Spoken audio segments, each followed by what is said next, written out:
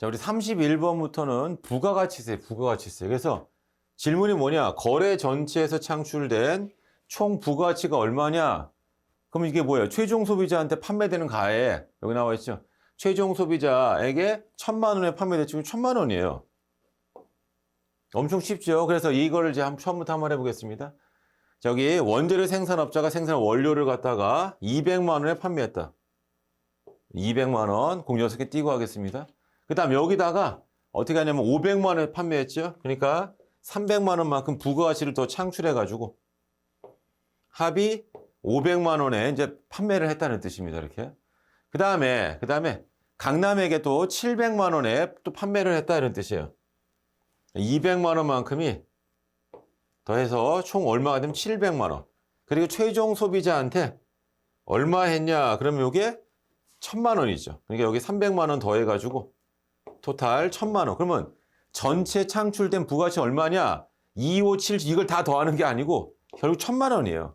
이게 바로 뭐냐면 우리 다단계 거래세 이렇게 얘기했죠. 다단계 거래세 이렇게. 아무튼 얘는 창출된 총 부가가치가 뭐냐? 이 전체를 얘기해. 전체. 그러니까 그 얘기 뭐냐? 최종 소비자한테 간 거예요. 최종 소비자한테 납품되는 가격 이 1,000만 원. 이게 전체적으로 창출된 부가가치가 된다. 근데 우리가 전단계 세액공제법 이렇게 얘기하는 거죠. 그러니까 실제로는 어떻게 되냐? 여기 원재료 생산업자 있죠. 그 사람은 이제 20만 원만큼 부가세를 내고 그 다음에 여기 원형이죠. 30만 원 내고 왜냐하면 총 창출한 부가가치가 1,000만 원이니까 총 부가세가 100만 원 돼야 돼요. 이렇게 그 다음에 이게 강남이 있죠. 이렇게 쉽게 말하면 원형이죠. 이렇게 여기 제일 처음에 뭐 원재료 생산업자, 그 다음에 직업상점, 그 다음 원형 이렇게 그 다음에 여기 마지막에 이제 누구예요? 강남이죠. 이렇게 그래서 강남이 이제 최종 소비자 김상직한테 한다. 나와 있는 거 보여주면 원재료 생산업자가 20만 원, 직업상점이 뭐 30만 원, 원형이 20만 원, 그 다음에 강남이 30만 원만큼 부가세를 납부한다 이런 뜻이에요. 이렇게. 그래서 전체적으로 창출한 부가가치 얼마다? 1,000만 원.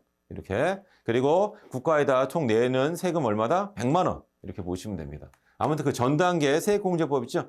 그거랑 잘 보시면 되고 최종적으로 요거 1,000만 원. 요걸로 해주시면 된다. 이런 뜻입니다. 자, 32번 뭐죠? 사업자 등록에 관한 설명으로 옳지 않은 게 뭐냐? 이런 뜻이에요. 그래서 3번을 좀 보시면 여기 있어요.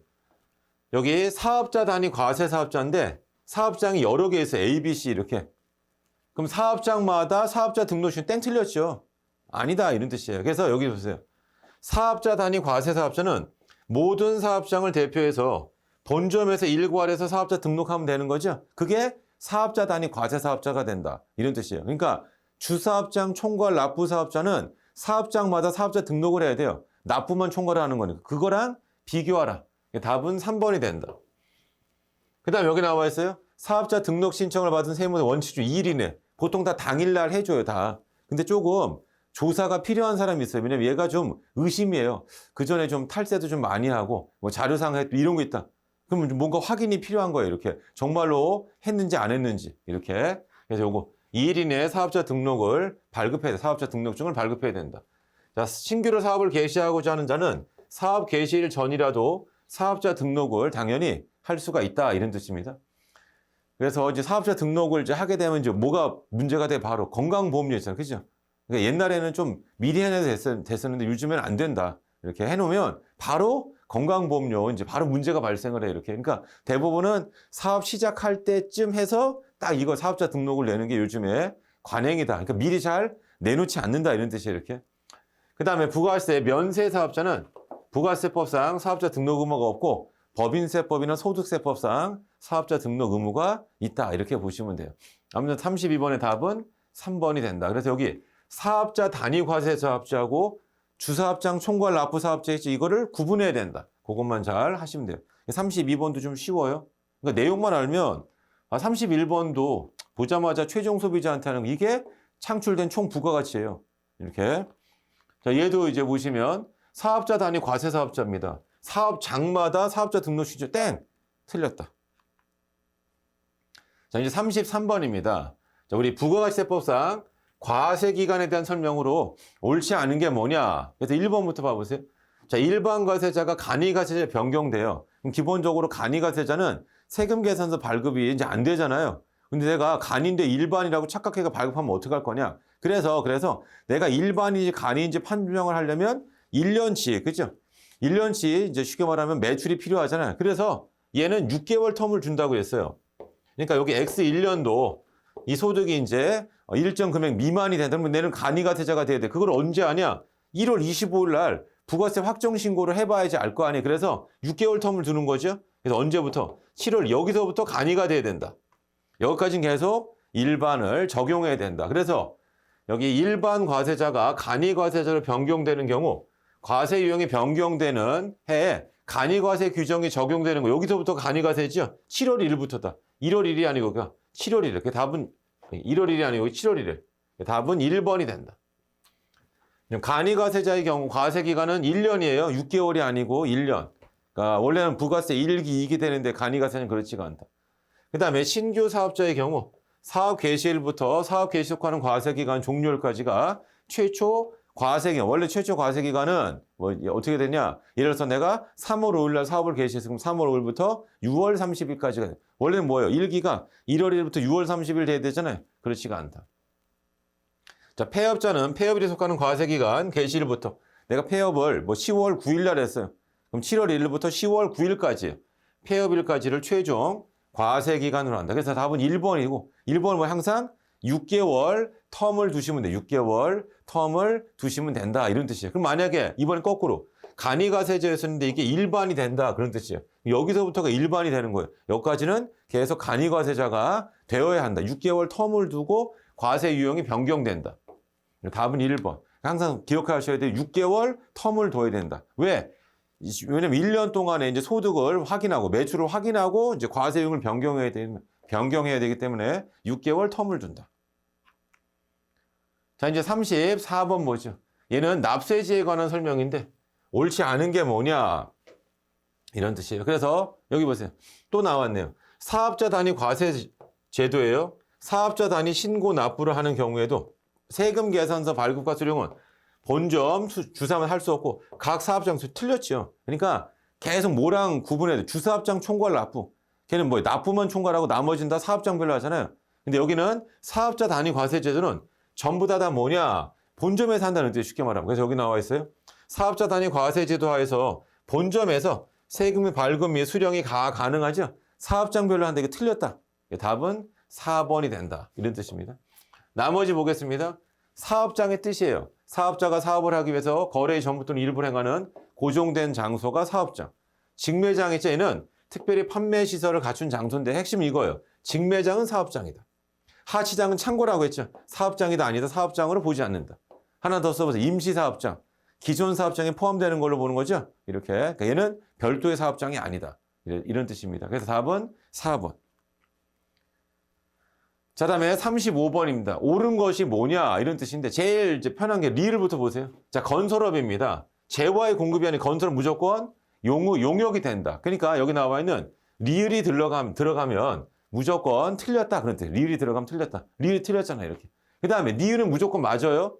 둘 다 이렇게. 고용관계의 근로를 제공하는 경우는 당연히 부가세에 과세에 대해서는 용역의 공급이 아니다. 얘는 독립적이지 않아요. 종속관계에 있으니까 니은은 맞는 문장이 된다.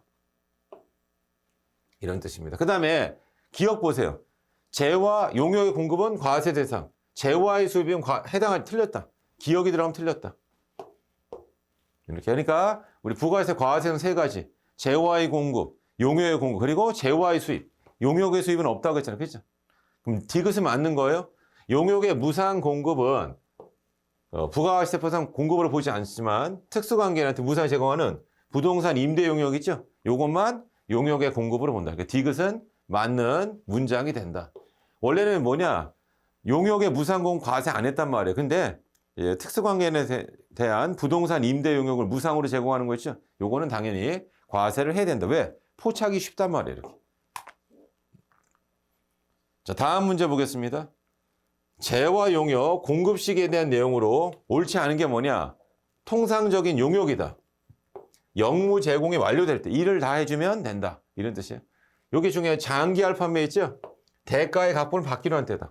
인도 기준이 아니고 대가의 각본을 받기로 한 때다. 재화의 위탁 판매 있죠? 이렇게 하면 수탁자 인도 기준이다. 수탁자 인도 기준. 반환 조건부죠. 이 조건 같은 게 성취될 시점이다. 여기 나와 있어요. 반환 조건부 판매는 인도 시점이 아니에요. 원래는 다 인도가 공급 시점인데 조건 성취도는 기한 도래 등으로 이렇게 확정이 된 시점. 이 시점이 돼야 된다. 재화를 인도하는 때가 아니다. 답은 4번이고 역시 36번도 좀 쉽다. 그래서 우리 이제 재경관리사에서 늘 이제 고득점이 가능한 과목 중에 하나가 여기 세무회계가 제일 득점이 좀 편하다. 이렇게 다시 한번 해보겠습니다. 용역이다. 통상적인 용역. 영무 제공일이다. 영무 제공이 완료된 때다. 장기 알파매가 중요해요. 대가의 각보를 받기로 한 때다. 이렇게 헷갈리면 안 돼요. 인도 기준이 아니에요. 그 다음에 위탁 판매했죠. 수탁자 인도 기준이 된다. 답은 4번. 반환부 조건 판매가 된다. 그죠? 얘는 조건이 성취될 때다. 자, 37번 보시면 영세율과 면세에 대한 설명으로 옳지 않은 게 뭐냐. 그래서 이제 답을 먼저 4번 보세요. 면세가 적용되는 경우에는 매입세액을 환급받 땡틀릴 반대가 돼요. 영세율. 근데 영세율이 적용되는 게 매입세액 환급받 틀렸죠. 그러니까 옆에서 써보겠습니다. 여기 면세는 불완전 면세고요. 그 불완전 면세라는 말이 뭐냐? 매입세 공제가 안 된다. 영세율은 완전 면세, 매입세 공제세 반대로 돼 있다. 답은 4번. 자, 면세 사업자가 영세율 적용받기 위해서는 면세를 포기해야 된다. 자, 영세율 적용 대상자는 부가세법에 따른 납세 의무자이지만 면세는 부가세법에 따른 납세 의무자가 아니다. 이렇게. 그러니까 영세율 사업자는 사업자 등록을 해야 돼요. 무슨 법에 따른? 부가세법에 따른. 이렇게. 자, 영세율은 뭐냐? 소비지국 과세원칙. 면세는 세부담 역진성 완화가 있죠. 그래서 서민들이 많이 쓰는 기초 생필품 이런 것들을 좀 완화시켜주는, 그죠? 거기에 대한 부가세 부담이고 완화시켜주는 목적이 바로 면세가 된다. 그래서 늘 주장하는 게 뭐예요? 영세율에다가 면세를 좀 통폐합시키자. 이렇게 그러면 매입세 공제까지 되니까 이렇게 그러니까 어떻게 돼요? 물건값이 더 싸지는 거죠. 물건값이 더 싸진다. 지금도 우리가 계속 인플레이션이에요. 이렇게. 제가 얘기했잖아요. 옛날에 그 10,000원을 가지고 살 수 있는 거. 저 어릴 때 빵이 하나가 100원이었다고요. 200원짜리 그 옥수수 빵인가 근데 엄청 맛있는 거 하나 있었는데 이렇게 원래 그전엔 전부 다 뭐 보름달 뭐 이런 거 드는 거 다 100원이었단 말이에요. 이렇게. 근데 중요한 건 뭐냐? 그러니까 10,000원이면은 빵 내가 한 100개를 살 수 있었단 말이에요. 이렇게. 근데 지금 10,000원이면은 여러분 빵 몇 개 살 수 있습니까? 옛날에 이제 뭐 아이스크림 우리 뭐 쭈쭈바라고 하는 거 50원씩 이렇게 그죠? 10,000원이면 이거 몇 개를 200개를 살 수 있는 거예요, 지금. 근데 지금은 이거 한 10개도 아마 채 사기 어려울 거예요, 이렇게 해가지고. 그러니까 그 정도로 이제 사실 뭐냐, 인플레이션이 지금 엄청나게 지금 많이 발생하고 있다. 그러니까 그런 의미로 봤을 때는 집값도 마찬가지, 차값도 마찬가지고 이렇게 해가지고. 차값도 마찬가지고, 집값도 이제 다 마찬가지다. 근데 모르겠습니다. 뭐 일론 머스크가 몇 년 내로 이제 디플레이션. 그러니까 물건가 떨어져. 왜? 생산 원가가 이제 엄청 싸지는 거예요. 왜? 다 로봇이 하니까. 이렇게. 그러니까 모르겠어요. 뭐 심해 그런 것도 뭐 만약에 맛있는 거 막 다 잡아오고 이런 것도 우리는 못 가지만 로봇 같은 것들을 다 막 보내가지고 막 물고기도 막 다 잡아와가지고 할지 뭐 어쩔지 모르겠어요. 이렇게. 그 다음에 얘는 쉬는 게 없잖아요. 그러니까 전기만 공급해주면 돼요. 이렇게. 그러면 24시간 계속 생산을 하는 거죠. 이렇게. 자, 아무튼 그런 날이 뭐 온다고 하니까 이렇게. 그러면 우리는 뭐 하고 살아야 되나? 그죠? 그게 제일 큰 문제점 중에 하나 이렇게. 자, 아무튼 여기에 37번. 자, 이제 38번. 자, 38번은 우리 부가가치세 과세 표준을 한번 구해보자. 이런 뜻입니다. 과세. 여기서 제일 중요한 여기 보세요. 토지를 처분했죠. 토지는 면세예요. 토지. 그러니까 얘는 지워라. 이런 뜻이겠죠. 자, 그 다음에 특수관계 없는 자의 외상 매출액인데 매출 아니면 차감되어 있으니까 이게 전체를 얘기한다. 그 다음에 특수관계인한테는 그죠? 부당해산 분 들어가서 시가로 한다. 원가가 아니고 시가. 이렇게. 그 다음 상가 건물도 마찬가지죠. 이거 7억. 얼마가 되나? 9억 4천이 된다. 여기 나와 있는 얼마입니까? 이렇게 해가지고 여기 9억 6천. 죄송해요. 9억 6천. 그래서 답은 3번. 이렇게 다시 한번 해보겠어요? 여기서 제일 중요한 게 차감이 안 돼 있으면 1,500을 또 빼야 된다고. 그죠? 이미 차감돼 있죠. 그러니까 차감돼 있지 않으면 2억에서 1,500을 빼줘야 돼요. 매출액이 매출환입. 얘네들은 마이너스 세금 계산서라고 했잖아요. 여기 특수관계인이에요. 시가로 한다. 시가. 원가가 아닌 시가. 그래서 2억, 그 다음에 7억, 9억 6천. 답은 3번이 돼요. 답은 3번이 된다. 이런 뜻입니다. 그래서 시가, 특성의 시가를 한다. 그러니까 38번 잘 보시고. 그 다음에 이제 39번이에요. 39번은 매입세 공제액이 얼마냐. 근데 얘는 의제 매입세액이 있어요. 108분의 8. 여기 면세를 구입한 농산물 있죠? 108분의 8을 하셔야 돼요. 여러분 한번 계산해 볼게요. 2,700만 원 곱하기 8 나누기 108 해보세요. 요게 200만 원 나오네요. 요게 200만 원. 자, 그 다음에 세금 계산서 전체를 얘기하는 거. 수령 매입액 5천만 원. 근데 여기 세금 수령분 중에서 접대비 관련 매입세금 매입세 공제 안 되잖아요. 그러니까 요거 빼자. 얼마가 되냐? 4,500만 원.